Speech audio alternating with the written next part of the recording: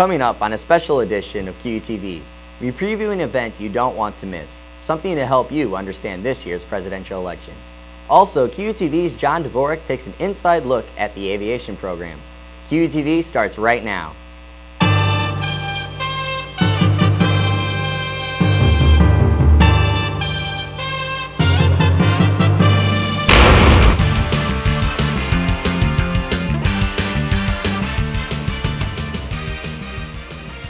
Welcome to our first episode of the fall semester on QUTV. I'm Jeremy Culver. For most Quincy University students, this will be the first time they are able to vote in a presidential election. That's why QU will host a presidential mock debate on October 1st in the main dining room. It's a chance for students to hear arguments from both candidates on the big issues heading into the election. Earlier this week, I sat down with a faculty member who is participating in this year's debate and this week's Campus Newsmaker.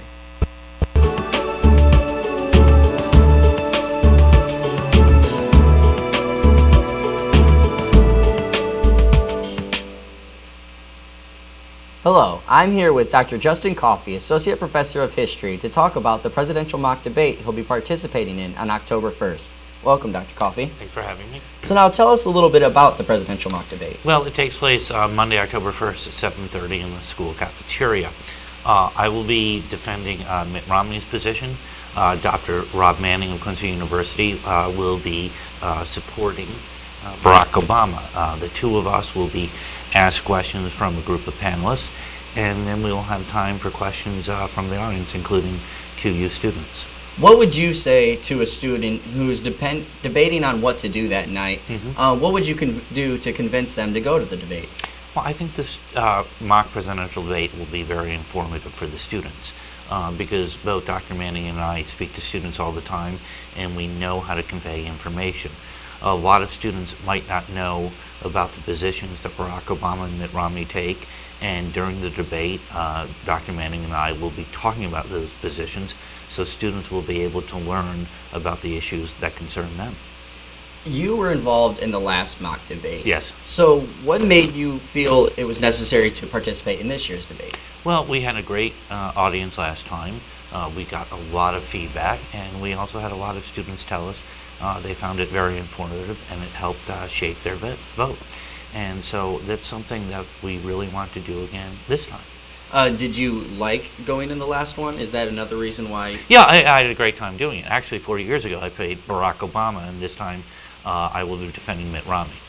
All right. Well, now this time, as you said, you're acting on behalf of GOP presidential nominee Mitt Romney. Right. So since you're acting in their behalf, I Yes. know that you have your own opinions on the Right. views.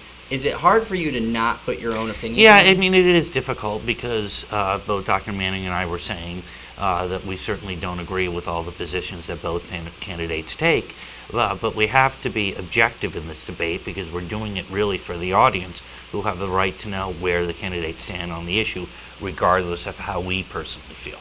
And one big point that'll be happening this year is especially it's the first presidential election that a lot of the students are participating in. Right. What do you think that they should really keen in when it comes to the debate? Well, of course, we will be talking about educational issues. The two candidates do have differing views on, say, the student loan program and the role of education in society. We'll be talking about jobs, and obviously the students in a couple of years, or even those graduating, have to worry about the economy. So those are the issues I would focus on for them. Now, you said last time you went on behalf of Barack Obama. Yes. Did that convince you to go on behalf of Mitt Romney this time? No, we were just deciding, the people who put this debate together, that it would be a good thing if I went for Mitt Romney and Dr. Manning went for Barack Obama. Now, one thing, obviously, to prepare for a debate, you have to look at opposing sides. How Yes. long does it take for you to actually prepare for the debate, since you've done two now? Well, I do go to both candidates' websites and see where they stand on the issues. I visit various news websites, but paying attention to the campaign already, I believe, has helped prepare me because I am an avid follower of politics. One last thing. Would you like to say anything else about the debate that would help students understand what's the real reason behind doing this? Well, I think that what we're really trying to do is get students actively engaged, and the level of participation among young people in presidential election tends to be very low. So we are hoping to change that in just this area. Well, I greatly appreciate that you come down and talk to us about the presidential debate. And I want to remind everyone the debate is October 1st at 7:30 at the main dining room. Thank you again. Thank you very much. The mock debate is a campus-wide effort led by Student Body President Brandon Kane. QUTV's Joshua Hill sat down with Kane to discuss the motivation behind putting on this event. So Brandon, if you would, please just go ahead and give me a little bit more information about this year's mock debate here at QU. Essentially, it's going to be two faculty members, Dr. Manning and Dr. Coffey, stating the views of each presidential nominee candidate, and they can't address their own opinions in those, they can only defend the candidates. In this way, students are going to be able to know what the issues are and how the candidates feel on them. And we're doing it before the first presidential debate, which is October 3rd. So that way it throws all the issues out on the table so students can go into the debates knowledgeable and form their opinions from there. Now, how would you say that this debate has changed since last election's debate? We have had 2 meetings so far, piecing together times, and that there's going to be 2 minutes for someone to answer a question, and then the other candidate's going to get a minute rebuttal. So it's more hitting on a debate format and planning things out, as to last time it was just people asking questions and there wasn't really a formal way of how it was structured. And this time it's more structured so that we will have enough time to where there's questions by the panel, and then there's going to be questions by the audience of students and community members. So like you said earlier, it'll be Dr. Coffey and Dr. Manning who will be going at it during this year's mock debate. How exactly do you determine who will be involved in the mock debate as far as representing the certain candidates? I compiled a list of 8 professors that I thought would do well in the debate, and also that they would have an interest in governmental affairs. And then I reached out to them, and Dr. Coffey got back to me saying he would be either candidate, and then Dr. Manning said that he would do either one as well. And I asked Dr. Coffey if he would be Mitt Romney and defend his stance, because last year, or not last year, but 4 years ago, he had Obama. So change of pace for him, make it more challenging for him, and he welcomed that challenge. All right. Now, what are some of the topics that are going to be discussed during the debate this year? Foreign policy will be included, domestic policy, education, because that obviously is a big part for students, and healthcare, because those are all things that have been talked about within the conventions that just occurred, and it's just been ongoing issues. What are some other things that students can expect going into the debate? We're going to have ushers at the event, so students come in and then we'll seat them as close to the front and inside of the dining room as we can. So that way, if we have a student walk by and it's 8 o'clock and we've already been having the debate for a half hour, they're able to find a spot right away, and they don't just walk past and say, oh, there's no room. All right, that should do it. Thanks for meeting with me today, Brandon. Again, the debate will be held on October 1st at 7:30 p.m. in the main dining room. All QU students, faculty, and staff are encouraged to attend. Most students may think they have a pretty good knowledge of campus and QU's programs. There's another part of campus, however, that most of us don't see on a regular basis, if ever. We go to QUTV's John Dvorak with our eyes in the sky.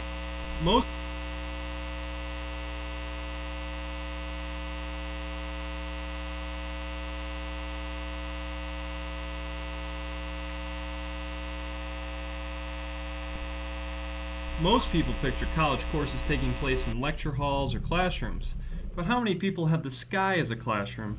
For QU aviation students, this is the case every day. When coming to the school, students actually get to fly on day 1.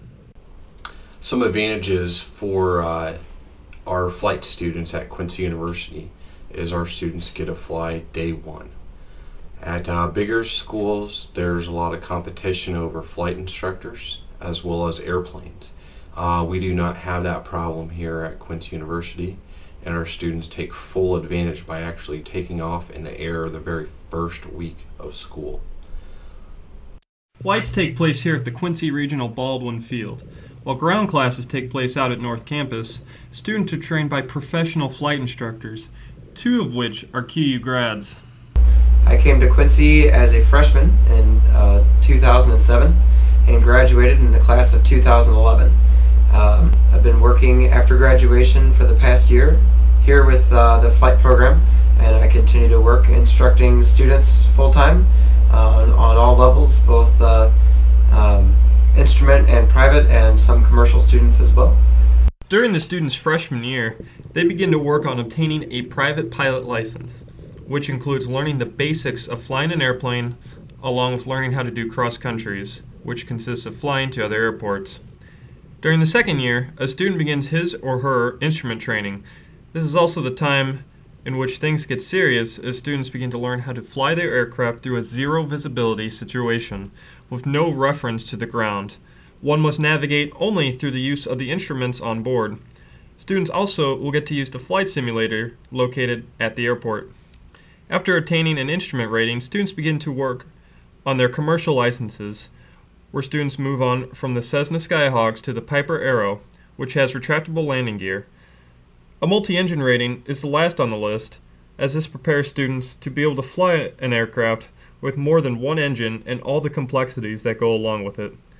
The university also has a training program for students to become certified flight instructors. However, this is optional and not required for the degree. One of the things that makes training here unique and interesting is that our airport is home to the world's only privately owned MiG-29 Russian fighter jet.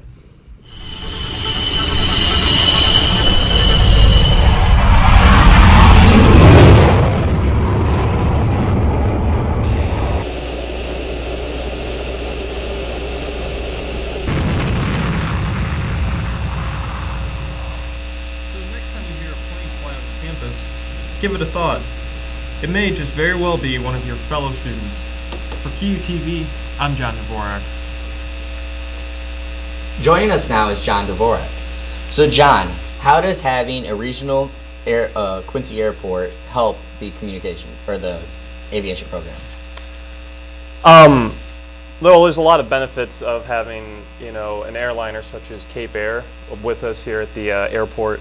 Provides a much more realistic atmosphere for students to train in. I mean, most people are going to go into some kind of airline field or go to bigger airports in which they're served with airliners, and having one here helps create a little more realistic sense at least in the air when we have to deal with an airliner coming in, and gives students a much better opportunity to learn how to deal with the traffic in the air and how to work that into. Well, what makes Quincy's regional airport ideal for QU's training?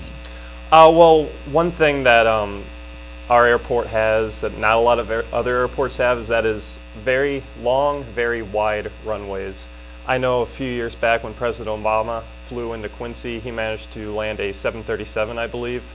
So a runway that's big enough for a 737 is no problem for one of our single-engine Skyhawks. And that's almost ideal for people who've never flown or landed a plane before. You have a long runway with a lot of space to land. Well, what can students do if they're ever curious or wanting to learn more about the QU's aviation program? Well, I am also president of the aviation club here on campus, and we meet, up at North Campus in the aviation room almost every other Thursday. If anyone wants to get a hold of me, my email should be on the screen. Just get a hold of me, and I'd say that's the best way to get more information about the aviation program. Our advisor is the chief flight instructor here on campus. And you said in the aviation room, what is the room for what room number is the aviation room? Do you recall? It's the first room on the right on the first floor, or the second floor, North Campus, in that main hallway there. All right. Well, again, John, thank you for coming in and speaking more about the aviation program with us. Thank you, sir. At the end of last year's spring semester, the presence of a registered sex offender here on campus made some of the students feel unsure of their safety. Now safety and technology are coming together in a new initiative by Campus Security. After last spring, some students requested that more blue boxes be put up around the area to improve campus safety. QU Director of Security, Sam Lathrop, opted to take advantage of the technology at the students' disposal and signed up for the MyForce Safety application.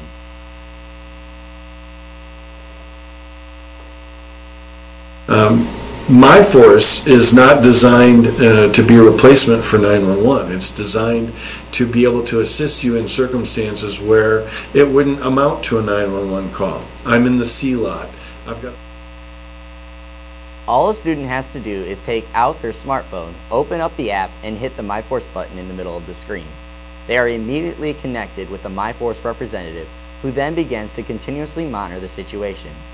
At any sign of danger, the MyForce team can then triangulate the student's position by using nearby cell towers and send them the appropriate help, including QU safety officers.